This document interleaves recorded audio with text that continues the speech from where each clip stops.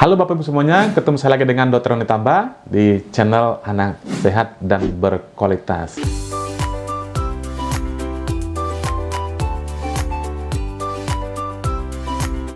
Kali ini kita masuk pada seri kedua tentang hepatitis misterius atau hepatitis akut yang tidak diketahui penyebabnya. Seri kedua kali ini saya akan membawakan subtopik tentang apa sih penyebab hepatitis misterius atau hepatitis of unknown etiology ini.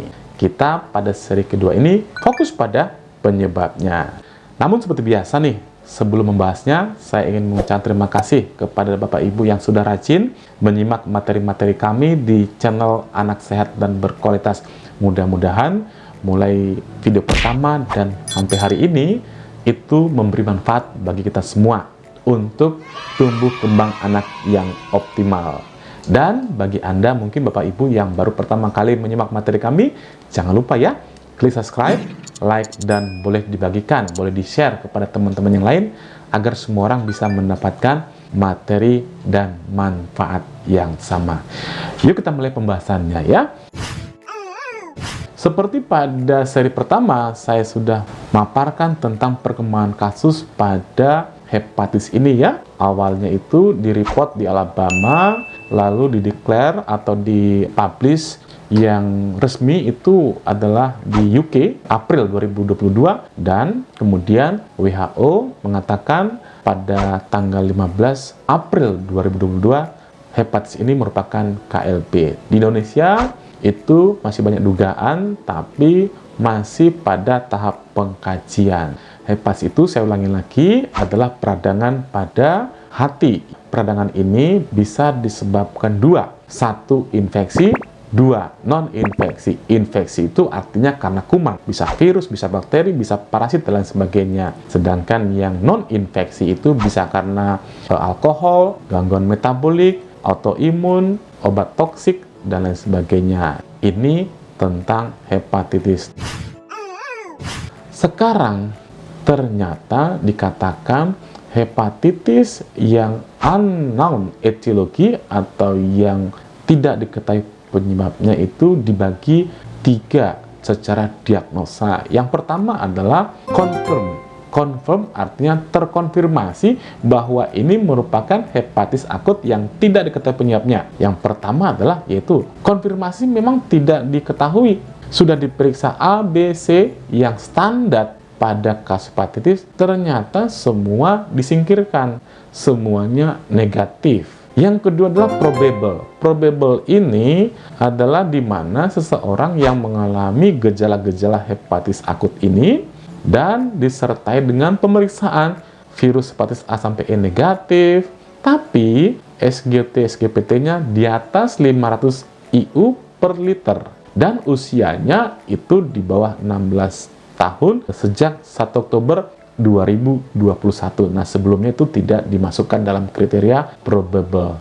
Sebenarnya ada satu lagi nih, epiling. Epiling ini biasanya pada kasus dewasa, tapi gejalanya menyerupai atau kontak dengan konfirmasi ini. Sedangkan pada hepatitis akut misterius ini, itu dikatakan pada anak-anak. Pada dewasa yang mungkin kontak dengan anak-anak yang terkonfirmasi atau mengalami gejala seperti ini dikatakan namanya epiling. Nah, sekarang kita lihat pada tabel berikut ini, saya ambil juga dari UK ya, reportnya.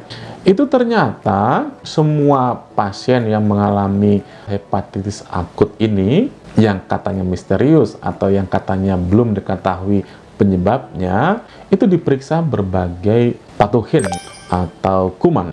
Dilihat di sini, coba kita lihat, ternyata yang paling banyak ditemukan karena virus adenovirus. Coba lihat yang hijau ini, yang di test kit itu hampir dari 40% ditemukan adenovirus. Urutan kedua adalah SARS-CoV-2 dan Epstein-Barr virus, enterovirus, CMV, tapi semakin ke sini dia tidak ditemukan. Artinya yang paling banyak concern tentang penyebabnya adalah adenovirus ini. Nah, ini merupakan starting point-nya. Kenapa sih adenovirus ini selalu ditemukan pada orang-orang yang hepatitis akut misterius atau yang tidak diketahui penyebabnya ini.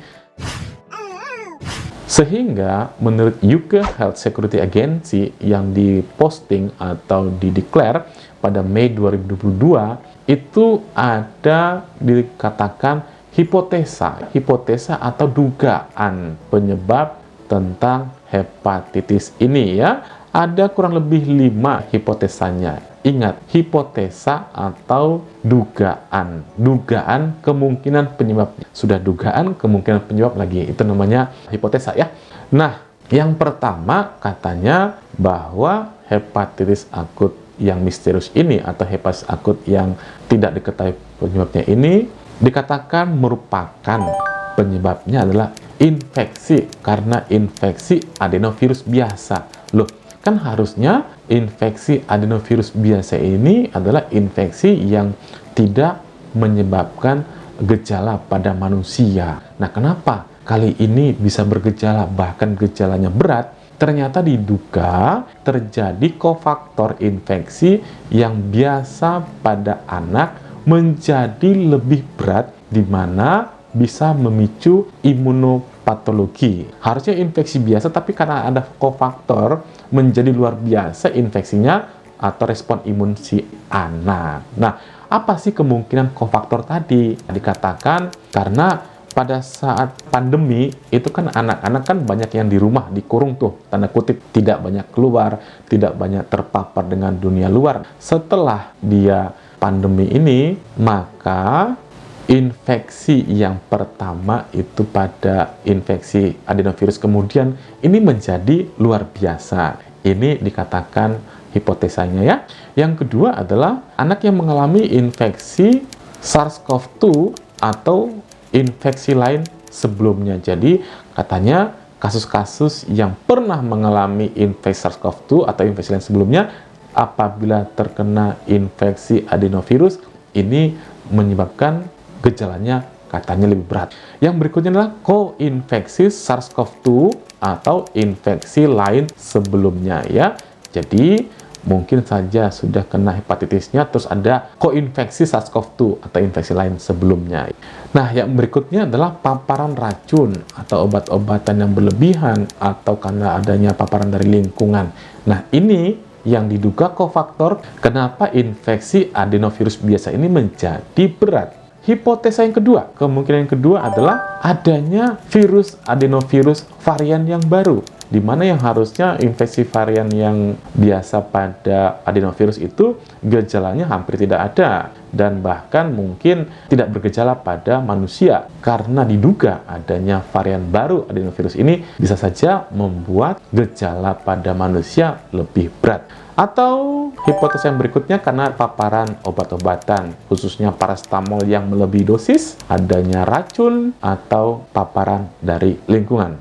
Hipotesa yang keempat adalah dugaan adanya patogen baru, kuman baru. Nah, itu kuman yang ditengarai sebagai infeksi baru atau koinfeksi, atau infeksi penyerta. Itu namanya koinfeksi ya. Atau hipotesa yang lain mengatakan adanya varian baru dari SARS-CoV-2.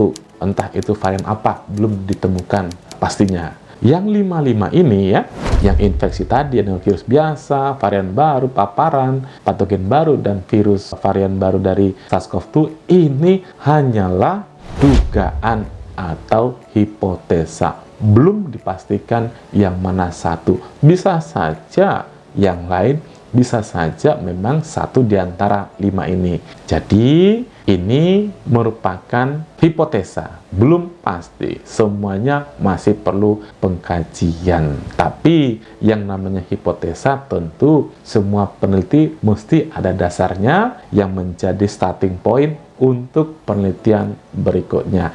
Tidak ada salahnya semua informasi-informasi dari mainstream informan atau dari media-media mainstream, terutama nih yang jurnal-jurnal yang sudah dipublikasi, kita kaji bersama.